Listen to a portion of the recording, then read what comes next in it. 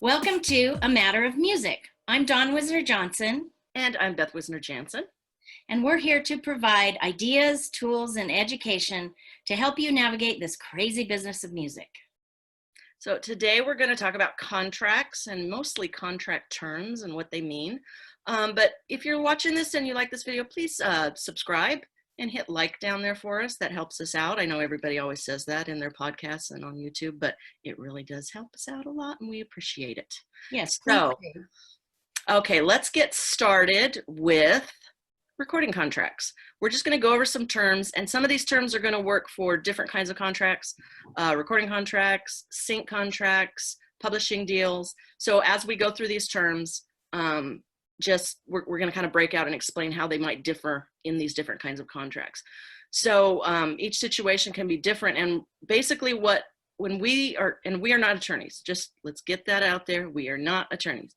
We go over a lot of contracts. I collect them. If anybody wants to email me some contracts that you're allowed to send, I collect them. So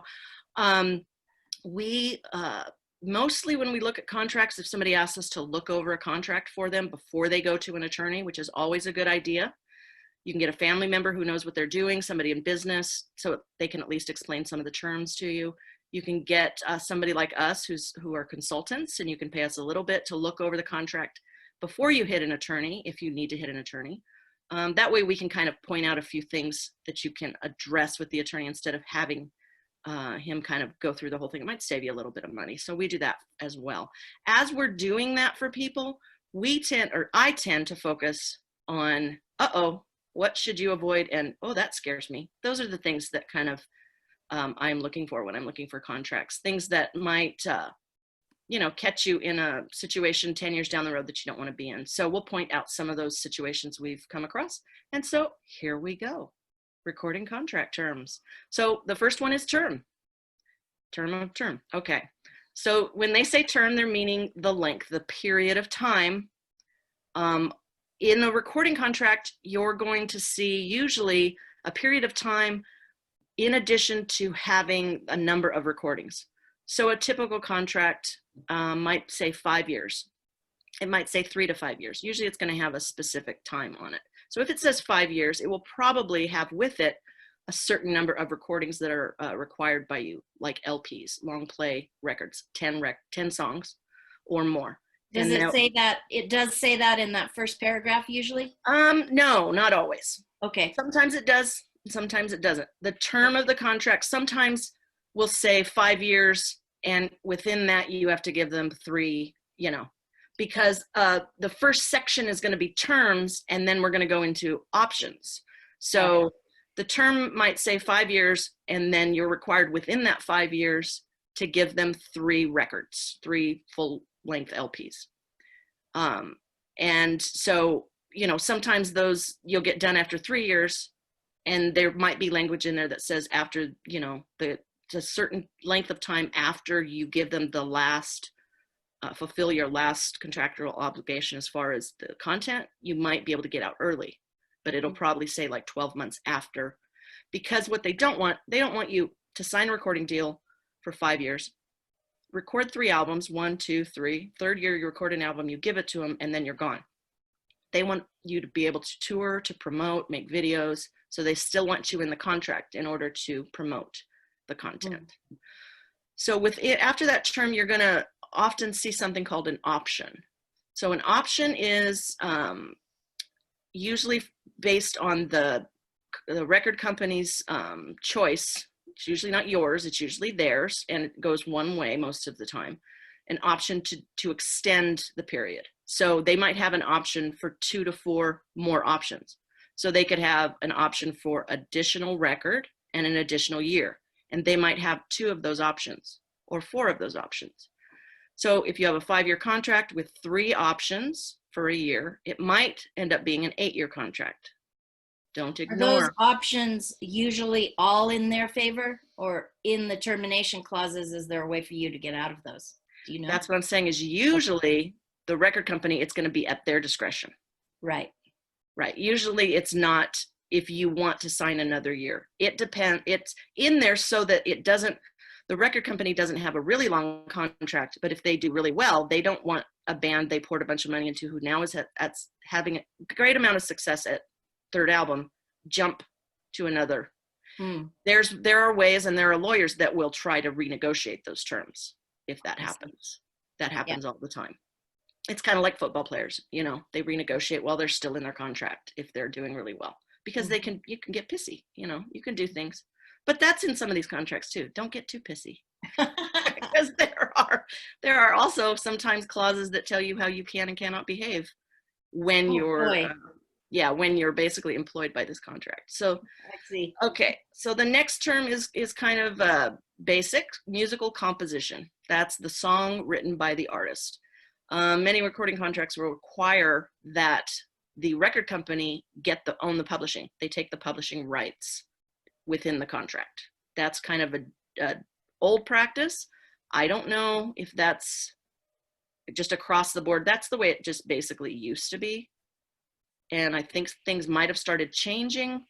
It does depend on if you have co-writers and things. Those, you know, if you were in a contract and you write with a friend who's not in your band, say it's a band, and you write a song with a friend who's not in your band, that will have to be figured out and negotiated with the record company as far as how much money people are getting paid and the publishing on that. Sometimes they might want to try to push for that publishing. They're probably not going to get it, I don't think.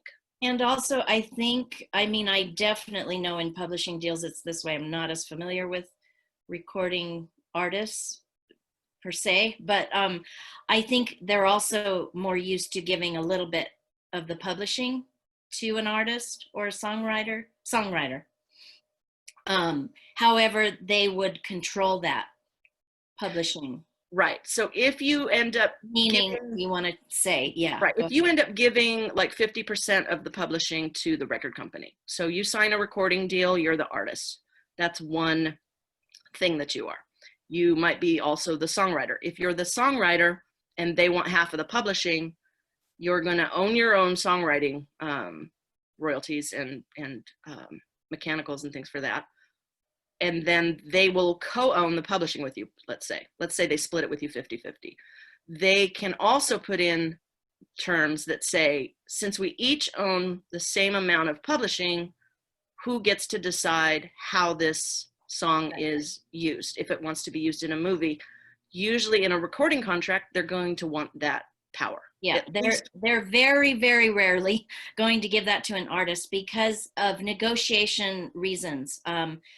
As Beth just said, if something's going to be in a movie, they want to have the right to negotiate all of that for you. They are also, on that note, Beth, what I was referring to earlier, they're also going to the publishing rights are all going to come to them, and then they will report to you and pay you your 50%. Oh, you were talking about the actual money. Right. Yeah, that does. Yeah, we get into the weeds of that a little bit later on. And there's another reason for that, although with a record company, you don't always know that you're going to get all of your 50%, but however, at least you have the 50% of the publishing, mostly because of record keeping and people paying for publishing. And record companies have to deal with this, you know, there's only 3 record companies left, basically. When you talk about a record company, as far as the big giant, you know, entity of a record company, I want a record deal. There's a lot of little companies out there.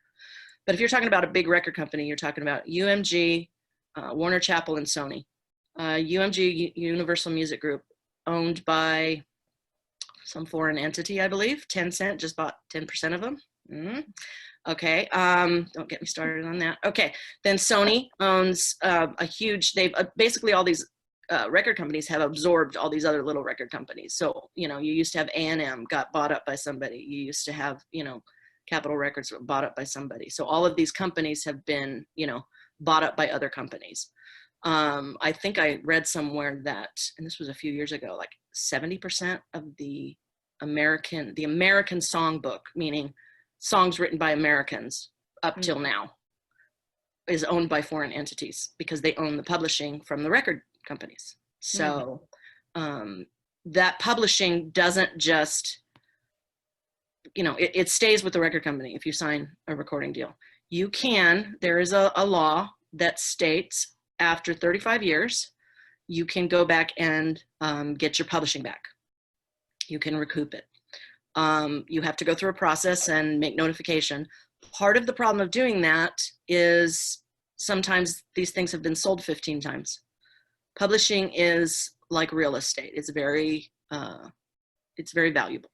So publishing catalogs, they'll put them into catalogs and they'll sell them, and they move around a lot, some of this stuff. So sometimes finding out where your music, ends up, you should know, because you should be getting royalty statements. That's not necessarily how it always works. So yeah, I'm just thinking off the top of my head how many people I know who have sued the record company. I'm just like, bam, bam, bam, bam, For their royalties. Royalties, yeah. Yeah, saying you're not paying us enough. And then sometimes it goes the other way. I think for Toto, it didn't turn out to be a happy ending because they sued, I believe, Sony. And then I think they might have ended up having to pay Sony. So wow. It's not an easy process. So just be very cautious when you're looking at these contracts. They're going to smile at you. They're going to love you when you walk in the door if they have something you want. That doesn't mean they're always out for your best interest. Not that they're all evil or anything, but they're in the music of business. And Beth is going over music. I'm sorry. Yeah, Beth is going over specifically a record contract, because that one has been around for a long time and all the terms are in there. But there's so many other contracts you can sign. A lot of these terms she's going over will apply to many of those publishing deals. A lot of new deals that are coming up now in our industry. But these terms, as you're saying, Beth, a lot of them are in these contracts as well. Right. So the musical composition is where we were. So the musical composition is going to have two parts to it. It's going to have the songwriters part, and it's going to have, excuse me, it's going to have the publishing part. So it's going to have two sides. It's going to break off into two. Then you're also going to have the master recording. The master recording is after you go into the studio and record those musical compositions. Those musical compositions on your record might not all be written by you. So that master recording is going to be owned by whatever entity paid for it. The record company is going to own that. If you're in a record recording contract, they're going to own that. And how they get paid back is you pay them back, basically. So I think in my notes, I'm looking down here. Yeah, we'll get to that in just a minute on your mechanical royalties. You might think if you're signing a record deal that they're just going to give you a bunch of money and how great they're giving you a bunch of money. They're not giving you money. They're buying something from you. They're buying your publishing. They're buying the right to promote your band. They're advancing you money to record the record. Let me say that again. They are advancing you money to record the record. It's a loan. So when you think you're going to get rich, just keep in mind that the master recording, those costs come from the record company to whatever entities record it, and the advance goes against your future royalties. So the recording costs are recoupable from royalty payments to you. So whatever the record company does owe you in terms of mechanicals, in terms of artist royalties, in terms of publishing, they can recoup those based on how they write the contract and but they are going to get paid back. And they can add a lot of things on there, so you got to be careful.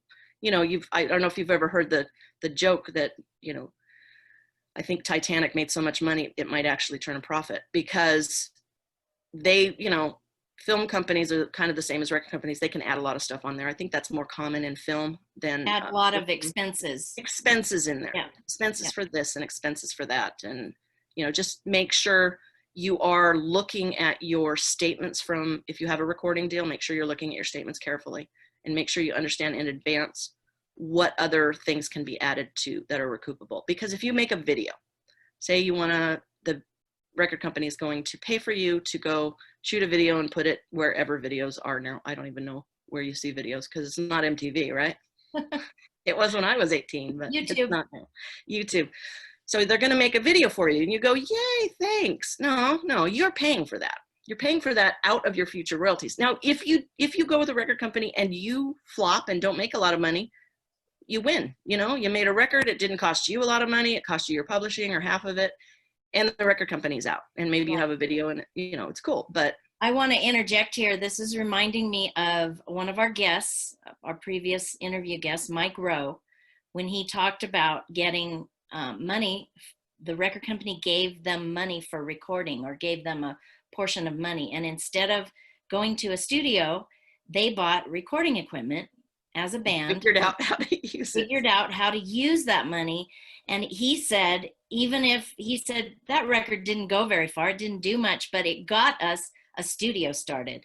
And he became producer, and they, you know, some of the guys in that band were producing other records and different things. So that was a very smart thing. And that was in the late 70s or early 80s.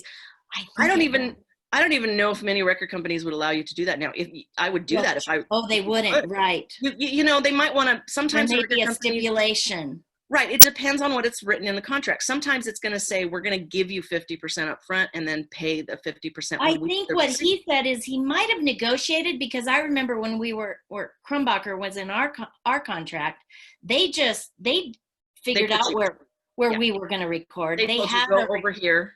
Here's right. They had a recording studio, so they had that. So Mike could have said to them, hey, we've got an engineer in our band. We've got, you know, all of these guys. We would rather do it this way, if, you know, so.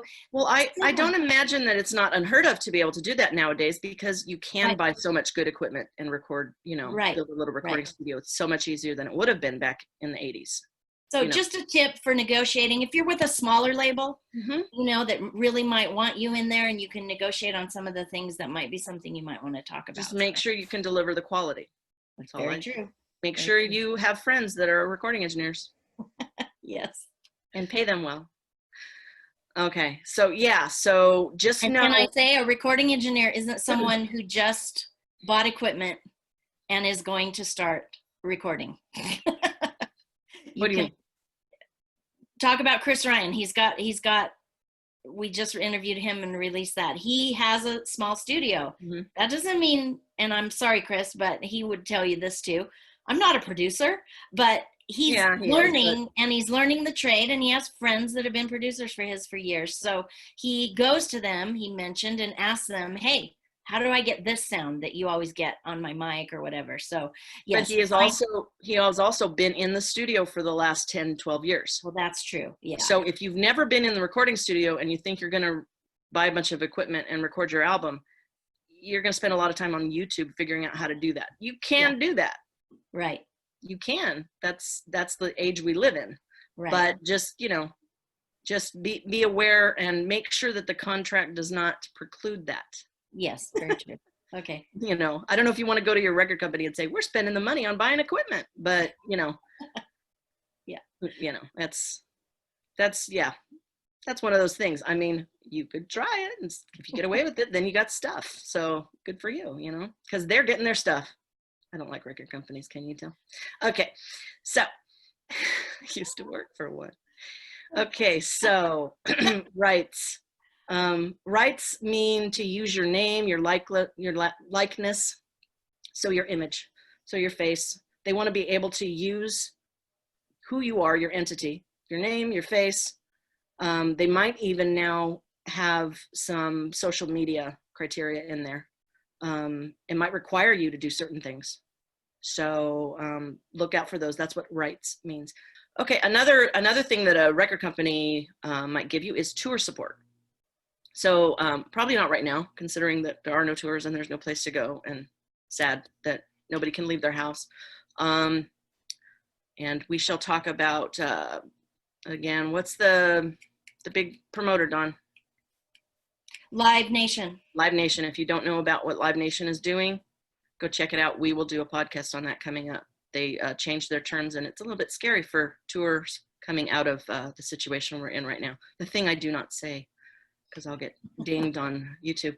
So tour support is also going to be an advance against your royalties, probably.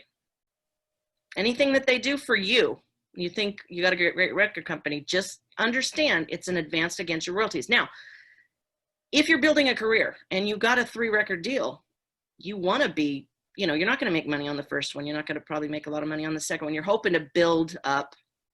Now, those royalties are going to be recoupable probably across all of the records you make. So if you're just, like I said, if you're just gaining traction at the end of your third record, and you think you're out of your contract and you still owe them money and they think you're on the cusp of making it, they might, one of those options, thank you, Dawn. One of those options might kick in. And then, you know, so they're going to weigh it and decide, we've already put this much money in. Do you think we can get some more money out if we put a little more in? So that's kind of how that works. Anything else in here, Dawn, that you want to talk about? Those are kind of different things. I think with the rights, if you have a publishing deal, you're not really going to have to deal with that as far as them using your likeness or your name, just your name for, you know, on the writer side. But if you have a sync placement, I don't know that that ever really comes in, does it? For likeness, and no, not only if it's a very big band. band One. Yeah. Yes. For some of these bands, it could, you know, come into, if there's a sync for a commercial, different things like that, they're going to have the right to use the name of the band. Use the name of the band to maybe put something in there. You know, you've seen some ads and things who've used up and coming bands, and they want to highlight that. So there's one example. Also, even for sync, you know, with some TV shows, sometimes, yeah, they are utilizing that name. So those would be where that might come into play. Yeah. So just depending on what the contract is for, you know, you might run into that. Mostly that's going to be if you're signed to a long-term deal for something like a record contract is really when that's going to come into play. Yeah. Okay, then you're going to look out for something in a record contract called royalty schedule. And that's how much they pay you per sale and how that is calculated. So this is the sale of the actual recording of the, you know, the actual physical record. So look for things in there because, okay, so there's a standard rate for royalties. There's mechanical royalties, and then there's a standard rate for physical stuff. Physical product, right. Is it? Or is it not just product?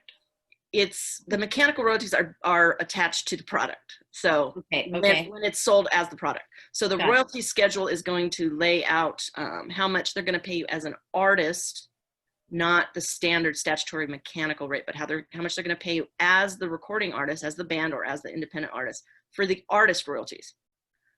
So be very careful when you're looking at these. The big thing used to be, I remember in the 80s and 90s, you used to have these music clubs, and each, you know, the different record companies would have them. And you could buy, for a penny, you could buy 12 cassettes. That's how old I am. You could buy 12 cassettes for a penny. And then you had to promise to buy, you know, like 5 or 6 more at regular price, which was more than the warehouse, or, you know, for like 6 months or a year or something like that. Those things that they sold through there were considered club or free or discounted. They did not pay the artists anything for those. Those were a promotional tool. So look out for things that talk about promotion, about clubs, about free bonus LPs, things like that. If the company is doing a lot of promotion with that, they're not going to pay you for those. They're not sales really. There might be discounted sales. They're going to pay you very little for those. Okay. The next thing is the mechanical royalties. So the mechanical royalty rate. I see what you've got here in your notes. It's not a note. It's a speech is what I have basically. Okay. Because yeah. So let me just start with mechanical royalties and then get into Beth going off on the industry. Okay. So mechanical royalties are when you think mechanical, think something physical, tangible, something like that. So it's I'm going to sell a record with a composition on it, and that's a physical thing. So I have to pay to put that physical thing on that, you know, that composition on that physical thing when I sell it. So that's a standard royalty. Those royalties, unfortunately, are determined by a judge in Washington, D.C. 3-panel judge, I believe. There is a rate court. United States of America uses your taxes to have a rate court. It has been going on since 1909. So in 1909, they began with 2 cents. So if you wrote a song and it went on, a phonograph, little big thick record, and they etched it in there, you got 2 pennies for every time they sold one of those. That went until 1977. No increase from 1909 to 1977. What was wrong with people? People don't seem to give a crap about songwriters. That's why I'm about to go off. Okay. Now, starting in 1977, songwriters and people started getting pissy, as they should have probably 5-6 decades earlier. And they started demanding, like, give us more money. So rate court comes along. It increased by about a penny every 2 years until 2006. So 2006, it went up to 9.1 cents. 2 years later, we have, what's the magic year? 2008. 2008, crash of the stock market. We can't possibly afford to pay more money. We're going to go bankrupt, says all the record companies, boo-hooing. Mind you, there are now 3 record companies because they all got bought up. So whatever. That's not your problem as a songwriter. You're not there to support some guy driving a Mercedes-Benz. Okay? But that's what you're doing. So since 2006, the mechanical royalty rate of 9.1 cents has not increased. It is 2020, and it is still 9.1 cents. It has not increased in 14 years.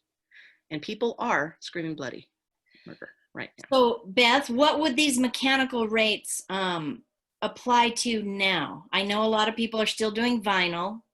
Well, say you want to record,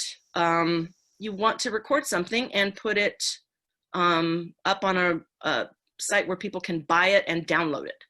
Right. That's 9.1 cents. So the mechanicals are now attached to downloads. Yes. Is what you're saying. Okay. Right. So if you buy a song on iTunes, 9.1 cents goes to the songwriter or songwriters. It gets divided up. If the thing I'm going to talk about in a minute hasn't happened, they get 9.1 cents. That's the standard mechanical royalty rate. So if you write a song, you put it out on a record, and then somebody else records it, they go to, say, Harry Fox Agency. If they want to re-record a song, Harry Fox Agency, which is harryfox.com, has about 80% of the song library, American Song Library. If you want to re-record a song and put it on a record, you can go to Harry Fox, make an account, and you can say, I want to record Human Nature by Bettis and Picaro. They wrote it. And you're going to pay them 9.1 cents per record or CD or download. Streaming is less. Streaming is a penny a piece for every time it's streamed, if you do it that way. Okay. Now, we're not talking streaming like on Spotify and Sirius XM and Apple Music. That's a whole different type of streaming.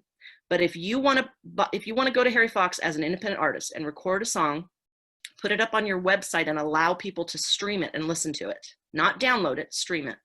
You can pay 1 cent plus the fee for Harry Fox, which is like $16. And you can buy, I think the minimum for streaming is 100, I believe. You can buy 100 streams, put it up, and let your family listen to it.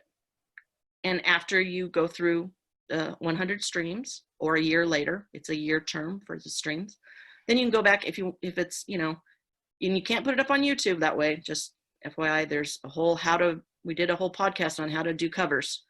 Go listen to that one. And if you're interested in putting up a video with the cover song on it, there's some additional information you need for that. So, but if it's something physical, and that, I shouldn't say physical, if it's something where somebody is getting it and putting it on something. So if you're putting it on your computer, if you're downloading it onto an iPod, your phone, or you're buying a physical copy, an LP, a CD, it's 9.1 cents. That's the standard rate. That's the standard bottom rate. Record companies can negotiate around that, which is what we're going to get into here soon. Okay, so that's the regular rate. So if you're signing a record contract, There's something that I hadn't ever really paid attention to, and I saw it twice in 1 week on different blogs. So I started paying attention to it, and I'm going to tell you about it. It's called Controlled Composition Clause. If you are signing a recording contract and you see Controlled Composition Clause, please pay very close attention to it, because that 9.1 cents, here's where that's going to get adjusted. They will often stipulate that they will not pay the standard mechanical royalty on an LP, that if it's 10 songs, it would be 91 cents. If you have 15 songs, you know, on a standard rate, that would cost the record company, you know, $1.30, whatever it is. So record companies have this controlled composition clause. That means that they will only pay, sometimes, not always, but sometimes they will only pay 3/4 of the minimum statutory mechanical rate. That's the base 9.1 cents.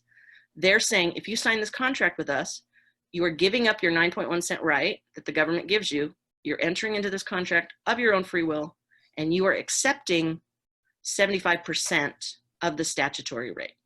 You can do that, and that's fine. For all songs that you record. Yes, okay. But it gets even more complicated, because Okay. they're going to base that. An LP is 10 songs. That's the standard. What people say LP, that's the standard. EP is 6 songs or less, right? Yeah, Right. I believe so.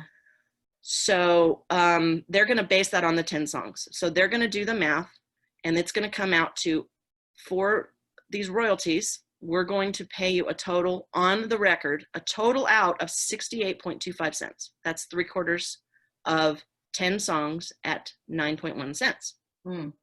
Not bad still if you're a new, you know, artist and you're just excited to get a contract. Why is that clause there? To save them money. Okay. Because of a lot of things. They don't want to have to pay you, you know, they're trying to pinch pennies in everywhere they can. And I'm assuming there's a couple of reasons this came about. One, because they could, because if people are desperate for a recording contract, and they used to be, they're not so much anymore.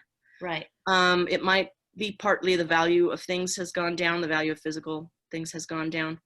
Also, there's some records that have a lot more songs on them. Right. Now, here's where it gets a little funky. So say you have an album with 12 songs on it instead of 10. You're not going to get 6.8 cents per song, which is, you know, 68.25, which was their cap, divided by 10 songs. It's going to be divided by 12. So you're going to get less than 6 cents per song. Now, that's if you're the songwriter of every single song on the album, and you don't have any co-writers who demand to get paid their full percentage of the statutory rate. So let's say there's 12 songs instead of 10. Because a co-writer would not have signed this artist agreement, right, with that you signed. Right. So they are still. There might be a stipulation in there that if you Oh. have a co-writer with see. you, Yeah. you have to have them agree to this. Got it. Your co-writer.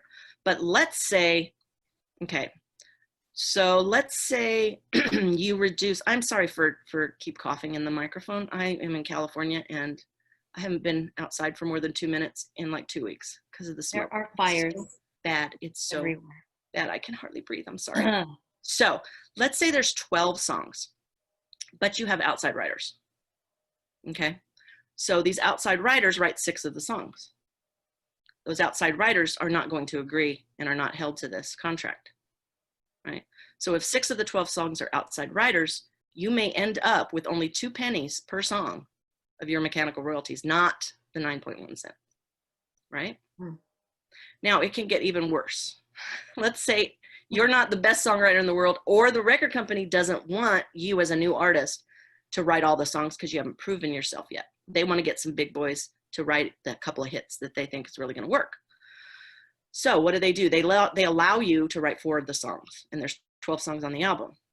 So you have 8 songwriters out there writing for you that's going to be on the album. You're very excited. It's great. Well, the outside publishers are entitled to 72 cents on the statutory rate, but you have agreed in your contract to 68.25 cents. So now every time they sell a record or sell a CD or somebody downloads the album on Apple Music, you owe the record company money. Ah. Yeah, I'm just going to kind of let that sit there for a second with you. There is a situation, if you have more than 10 songs, you are not the writer of all of those songs or the majority of those songs. Somebody else is the majority writer. That you will, every time a record is sold, owe the record company more money on your publishing. So there you We're go. sitting there. We're sitting Dawn's here. just like, a lot of what? Oh, So man. yeah, so there you go. So look out for this clause. It's called the controlled composition clause. It's just This controlled composition clause, I'm basing on what it's called. Is this only seen in record deals or other? as far as I know, because they're controlling the compositions, right? Got Because it. they're Okay. controlling the record, so Okay. they're in control of it. I'm assuming that's where that's coming from. Okay. And all, if there's outside writers on a record, do they give the publishing to the record company? Probably depends on who the songwriter is. If it's a big songwriter, the record company's going to negotiate that with them, I guess. Right. But again, that's going to go against your, either way, it's going to go against your money. And, right. Again, I'm basically saying your money. It's not your money. It hasn't been your money yet. You still don't have any money. You have a nice record. It's a loan so far. It's a loan, but you're working towards, and it's not necessarily a bad thing to sign a recording contract. Right. It's not. You want to focus on these things that I'm telling you about and the terms. Do not get into a really long-term contract. Okay? Just try to avoid it. I would not want anybody to sign more than a 5-year, 3-album, 2 extension to option 1 at this point in the world. I would be like very, very cautious if it's that long. Yeah. Because record companies, the problem is if you get into a situation where the record company owns you, they don't fulfill their duties and you just kind of are sitting there spinning your wheels because they've lost attention on you and they're focused on the new person that just walked through the door and you're sitting there in contract and you can't do anything. That's the horror story. If they're at least letting you write and record, they're not going to, if you end up at the end of your record contract and you haven't recouped your money, they're not going to come after you and take your house for the $20,000 that you owe them, in quotes. That's not how that works. But the big problem with the long-term contract is, are they going to fulfill their requirements? So if you can get language in there about that, and I'm going to skip down to the reversion clause. This could be married to the reversion clause. If you sign a recording contract, please, please, please try to get a reversion clause in there. Basically, it can cover a few things. If it can cover you getting your songwriting and your publishing back. It can actually even, depending on the record company and how well you do, there can be issues where you might even get the master recording back because you did pay for it. Mm-hmm. See, you did end up paying for it. If it sold and you recouped, that was your money. So people think I'm never going to get the master recording back. You're probably not, but you could certainly try. You can certainly try. They're going to try to keep all your publishing, but look for reversion clause and reversion language. The other thing you want to look for in the reversion clause is if you go with a record company, you sign a 5-year deal, 3 records, you record the first record and they're not feeling it. And they don't think, and they put it on the shelf. There's a lot of people this used to happen to. They would get shelved. They had 10 songs. They wrote themselves. It was probably, your first album's going to be some of your most intimate stuff because you spent 5 years working on all those songs, or 10 years, working on your best songs, and you put those in and that's your heart. And then this record company records it and they don't even want to release it. That does happen. I can't imagine in this day and age why that would, but I'm sure it still does. Make sure there's a clause in there, language that states if they do not release it in a certain period of time, that you can get that back. That you can at least get the compositions and the publishing back. Try at least for that. Have the right to re-record those. Right, because what you don't want is them to have your publishing and be in control of the publishing, own the master recordings, and just shelve it, and then you can't go re-record those songs. I mean, there's a lot of people that are in that situation right now. There's some, I've heard of some big artists that are in that kind of situation. There was a Bob Dylan record that they released really weird when the Sonny Bono law came out that I spoke of earlier, where you can get your publishing back after 35 years. There was some Bob Dylan stuff that hadn't been released, and they released a few records. And it was Right like, before? yeah, just to like, Got because it has to do with the release date and stuff, right. slimy things that record companies sometimes do. The other thing you want to look for in a reversion clause is things like what happens if the company goes bankrupt. If the company goes bankrupt, you want to be the first right to get your stuff back, to get your master recording back, to get the publishing back. You might have to be, they might say that you have to buy it in the, through the process or whatever, but you want to be named as, if the company does go under and goes bankrupt, you want to be able to get your publishing, your masters possibly, and buy them back. The other thing is what happens if the company sells. That's something you're not going to really be able to stop. It happens constantly. Publishing is moving hands constantly because it's the real estate of music. It is the thing that has the value. You want to And talk can I to just that, say, Dawn? we're not talking about publishing deals today, but if you go into one, please understand that before you sign that, and have somebody explain to you that if you are selling this to one company, across the board, they're going to be able to transfer that to another company. And there's going to be language in there that says that. Right. That says that. So as a writer, please understand that and know that, and don't bitch about it later. You can't get it back, or it went somewhere and you're upset. I mean, I'm just saying. I sold it to a friend of mine, and then he sold it to Sony, and now I want it back. He said I could have it back in 10 years. It's kind of like you keep mentioning real estate, and maybe I'm not right about this, but say you have a house and you sell it to somebody, or lease it, or whatever for You have a mobile home. Okay, does that drive away and put it on somebody else's land? Right. You can't go back later and say, basically, hey. The reason people are paying money for publishing and paying out for publishing deals, record deals, it's publishing. Publishing's the thing. Publishing's the thing. It used to be, publishing was always important, but you used to have other avenues to get money.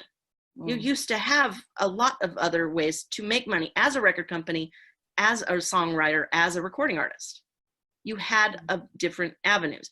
A lot of those have just shut down.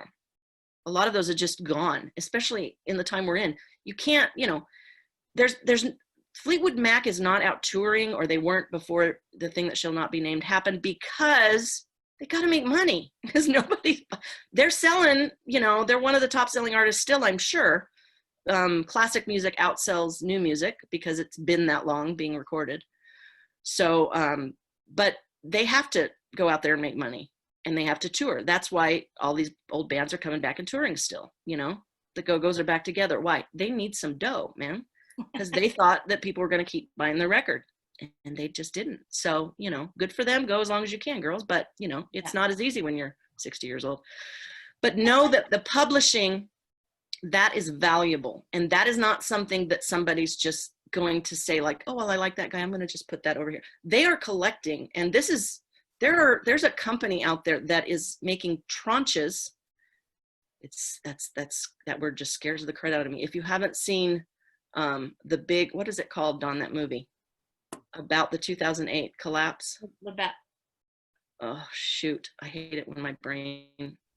So it's the movie about everything that happened in the 2008 collapse of the housing market. And what they would do is they would put, crappy housing together with good housing, and they would put it all together in a big giant thing, and then they would sell it to people. And eventually that got out of control, and 2008 crash. There's companies that are now investing in publishing. They are selling basically stock shares in publishing companies. So they are collecting publishing as if it is that real estate.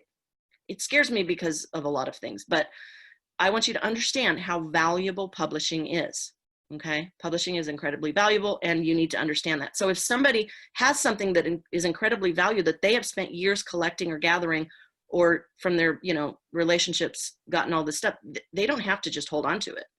As the value goes up, there's a reason we all work, and try to get things and do things. And it's, you want the value of it to go up, whatever it is you're making or doing. So publishing is the same way. And the more that you have put together in a bundle, the more valuable it is, because there's a bigger chance. That's what record companies used to do. They used to sign like a bunch of artists, and that's where that reversion clause would come in. They would sign a bunch of artists hoping that a couple of them would hit, because you only need a couple to pay for all of, the other thing. It's kind of like the Netflix model right now. Netflix throws billions of dollars at new content so that they can get, you know, Stranger Things, which every other studio bailed on and said, no, I don't want that. And Netflix did it, and they made a lot of money. They put a lot of junk out there as well. So, you know, they don't always make money with it. But that's what people who are doing publishing, they're gathering a lot of something, you know, that is an entity to them, and they are packaging it together. And then they're going to go sell it if they can.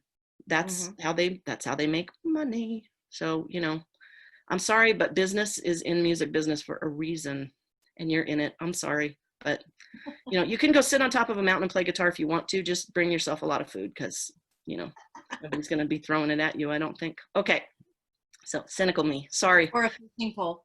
Huh? Or a fishing pole. Yeah. Learn how to fish. There you go. Okay, one thing I missed going through there is warranties, representation, and covenants. Pretty much in every contract, this guarantees you promise certain things. A code of conduct might be in there, that you are warranting that you have the ability and the right to enter into this contract, meaning you're not in another contract that precludes you from entering into this one. So you're not already signed to a publishing deal and trying to get a record deal where they take your publishing. So this is basically indemnifying them, taking the weight off of their should have, you know, they should have known that you couldn't sign this contract. It's putting it all back on you. So it's, you know, and then video clause you didn't speak about, but video clause. So again, video clause may be in there, and that's to either use you in videos for marketing or to actually make a music video, something like that. And again, those costs for a music video will be recoupable against your stuff. Okay. So those are basically the recording contract terms. Let's go over some other terms that we didn't really go over. And these are going to be in more like a sync contract, or if you're signing up with a publishing deal or a sync library, or some of these production terms music production music library, yeah, things like that. Exclusive versus non-exclusive. So basically, if it's exclusive and it's a publishing library, or you know, hopefully if you're exclusive at a publishing deal, they're paying you some money up front. If it's a sync library, be very cautious of exclusive deals. How do you feel about that, Dawn? In a library, there's many contracts you'll see for syncing. There's also sync agents. So in a library exclusive, be sure you're getting paid money up front, like you just said. Up front. Right. If you're exclusive. If it's non-exclusive, they're paying you for the song. If you write a song, they're going to give you money for the song. Right. And then a non-exclusive, you know, these terms, you're just really going to have to do your homework about who's working for you, because a sync agent may agree to a non-exclusive or even a library, but there's going to be reasons for that. And there's also reasons for being exclusive. Just let me explain quickly what I'm saying. You don't, in the sync world, you don't want your content in several libraries, because the music supervisors, and they're not going to want this coming at them from all different ways. They might get pitched the same song from 3 different people. Right. So it's in your best interest to make sure that, yeah, you probably are going to be exclusive with somebody. Non-exclusive could also be in your favor, where you are allowed to go use your music somewhere instead of being just exclusive with this library. And that's going to be rare. But many times they might do that because you're an artist.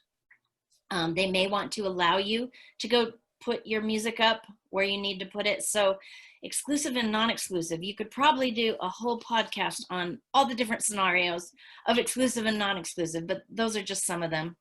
Did I explain that? So it very much depends on what you're doing. Right, it does. Right, so, and who you're working with. Again, if you do an exclusive deal, make sure it's not this next word I'm going to say, perpetual. In fact, if it says perpetual, tear it up and walk away. Tear it up and just walk away. Perpetual means forever, and you don't want anybody dealing with your music forever. So I would say, and so if it's an exclusive deal and it's a long-term deal, and it's a company that you're not sure is going to produce for you, that's where you want to start negotiating, like, maybe I want to do it with you for 2 years, not 5. Beth, would perpetual only be for work for hires? Or would it not even be there? It's in the contract that I'm going to go over in a minute. It is. Okay. It is. All right. It was the first thing that made my the hair on the back of my head stand up, and then I was pacing the floor screaming. So, okay, so let's go over a few more terms. Then I'm going to go over a contract without saying who it is and say, holy crap on a cracker, what the heck do you people want? Okay, so. And, yeah, when we get there, Beth, remind me to tell you that that's why sync agents and people that are advocating sync agents have come up more. Yep. Yes. Yep. Okay. So another thing you're going to see in a lot of contracts is all territories. Some people will say the world. Some people, my contracts, I say the universe. Just because, somebody's headed to Mars, I don't want them playing my music for free, right? That's going to happen. So anyways, I just, it doesn't hurt to say the universe. A lot of them will say the world. And that's just standard because, we are in a very small world. It's huge. There's a lot of people in it, but digital has shrunk it. And you will be getting paid from hundreds of different places if you start getting your music placed in different things. So don't worry about that. Media known and unknown.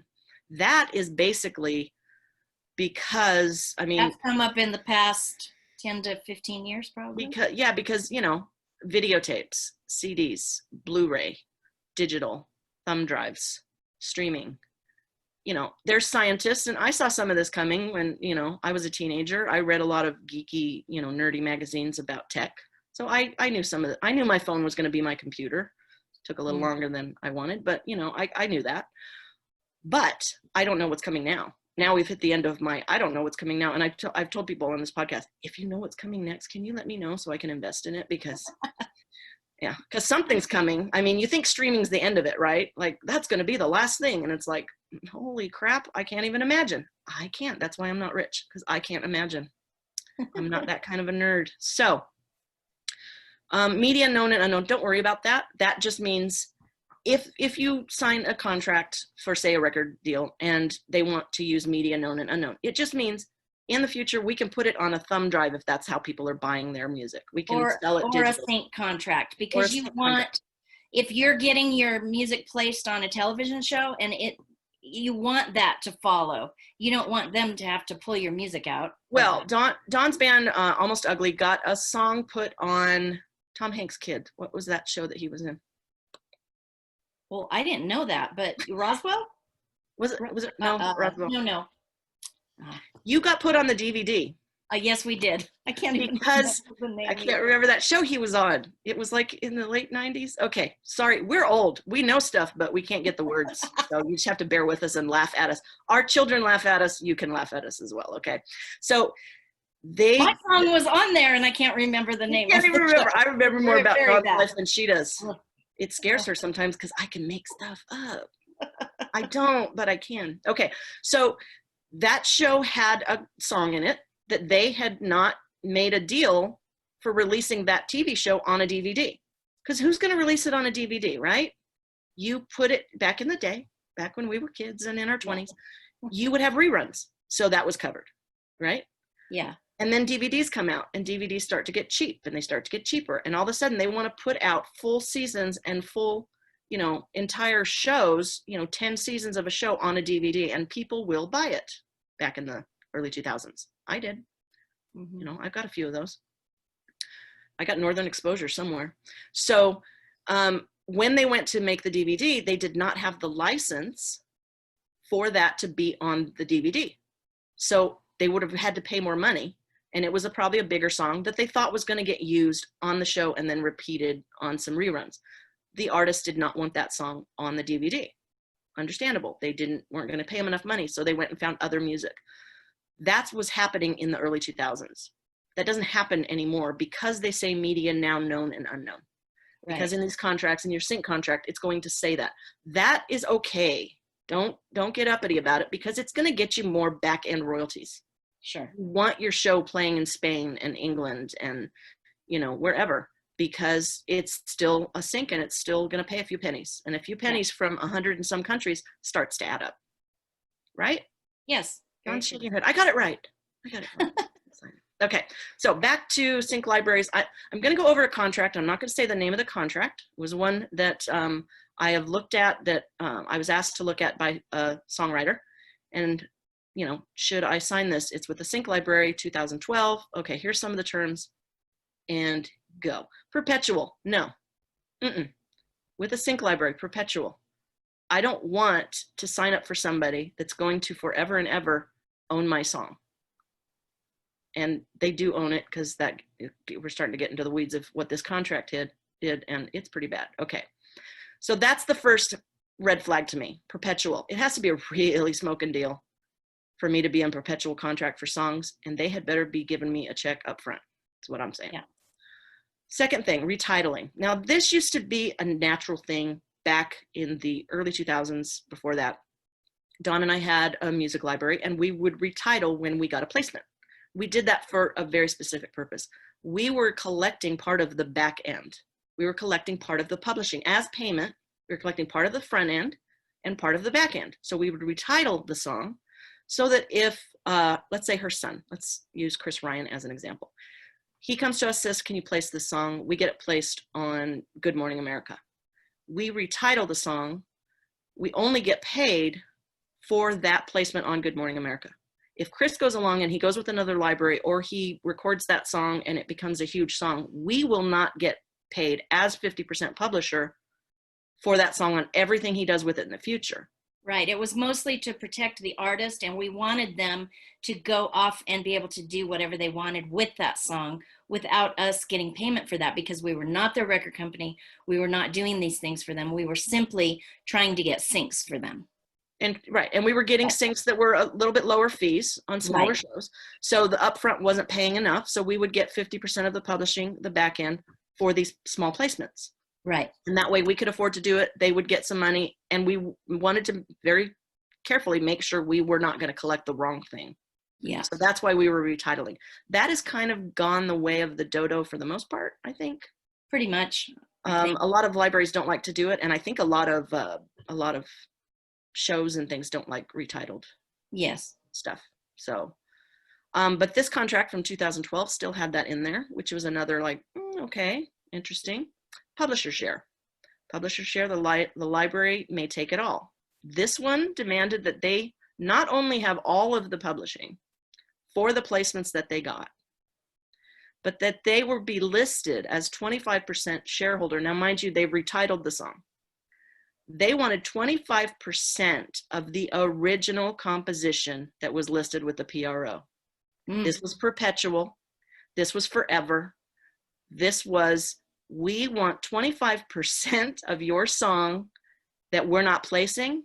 We're not shopping. I mean, they're going to place the version of the song they retitled, but the original song that they were saying they were letting the artist keep. Of the original song, they wanted 25% of it. Now imagine if that song got picked up by another, because this is perpetual contract. They forever and ever have the retitled version, which means if you want to go with a different library who wants you exclusively, you can't use that song. If after your contract, right. This contract goes on forever. Oh, this one does. Okay. Yep. So this precludes you from using that song in anything else. Yeah. Right? The retitled song, basically, because not because you can't go get another placement, but because a lot of the other libraries and sync agents are going to want to be hands off. Seems like these libraries like this that you're pointing out might actually be doubling as publishers, is what they were going for. Well, yeah, kind of. Yeah, that would be double dipping. They're in perpetuity, and most publishers are not. So. Yeah, I don't know if that legally would be double dipping. Double dipping is when you do two sides of something with a recording artist or a not just recording artist, but anybody in the creative fields, and it's illegal in California. It's very illegal. Right. You can't be a manager and, somebody's lawyer. You can't. There's some laws that protect you. I'm sorry, I interrupted you, but you were saying. Nope, that's fine. Yeah. Any terms we throw out there is good information. So, okay, so this, let me see. You were saying be careful of this kind of language. Right, because imagine this this company. So they want you to be perpetually with them. They want you to retitle for their placements, and they get all the publishing on that side. But on the your original one that shares the original title that you've got with your PRO, they are collecting 25% of that. Now imagine, this was a big library. This was a huge library. If this was the standard contract that they sent out, holy crud. Because if they signed this, imagine they signed this with 1,000 different artists, and they got 20 songs from each of those artists. That's 20,000 songs. And imagine they actually didn't get any placements. 20,000 songs, 1,000 artists. Some of those artists are going to go on to do stuff, and they're going to get placements, and they're going to get record deals, and they're going to get whatever. And this company now has 25% of all of those songs that they did nothing for. I'm fine with people who work their butts off to get a sync getting paid well, because they don't get paid enough. But this is really some scary stuff to me. Okay. So as I'm reading this contract, I'm waiting for okay, but you're going to pay me a huge amount of upfront money, right? Because Perpetual, retitling, you want 25% of my original composition that has nothing to do with you. So you're going to pay me, $500 a song, $200 a song. When I put a song in your library, you're going to give me some upfronts to guarantee to take those rights, because you're basically, like Dawn said, you're becoming a publisher here. So you're going to give me some value for the value I'm giving you. None, zero, nothing, no upfront money. Okay. Now there are some places where you're going to sell your song. You're going to sell your publishing. You're going to keep your writers, but you're going to sell your song. They're going to give you $150, $500, $750 for that song, and they're going to own the publishing on it. That's one type of library, one type of situation you might find yourself in. And then if that thing gets placed, you get the back end, and they get some back end too. That's not a bad deal if this place is actually working for you. Back end checks every 3 months. A lot of people live on those, and you need to build up that library to do that. So that's not bad. If you're selling outright some of your publishing, you better get a check in advance, right? So as I was looking, I'm looking for the upfront. It's not there. Then I'm looking for okay, what happens when you do get a placement? Okay, so there's two things. There's upfront and backend. Backend is your royalties that comes from your PRO when something gets placed, and those come months and months and months later. The upfront is the fee that the place that wants to use your song will pay you. You might even get some kind of upfront advance if from a record company if they want to put your song on an album. I don't really know how that works for songwriters anymore, because it used to be publishing deals and things. But in sync, there's always an upfront. Always an upfront. Well, almost always. Well, definitely in television. Well, in television, there's an upfront. If somebody's going to put a song in a TV show or film or something, they are going to pay a fee upfront to do that. Yes. Even if it's 200 to 1,000, some pay even more than that, but yes. Right. Be very careful though, how the sync agent or the music library, the sync library or whatever you're with pays you the upfront. How do they split it? Okay. That's the upfront is the amount paid to license the song to put it in the vehicle, whatever that vehicle is. Beware of things when they're talking about back end and upfronts and things like that. If you're looking at a sync contract, be aware of things deducting fees or administrative charges before the split. So say there's a $200 upfront to place something. They may take 15, 20% and then split the rest. So they're taking a portion of the whole and then splitting with you afterwards. You're saying be aware of a company listing that they're taking a percentage, right? Yes. Look for the administrative charge. Yeah.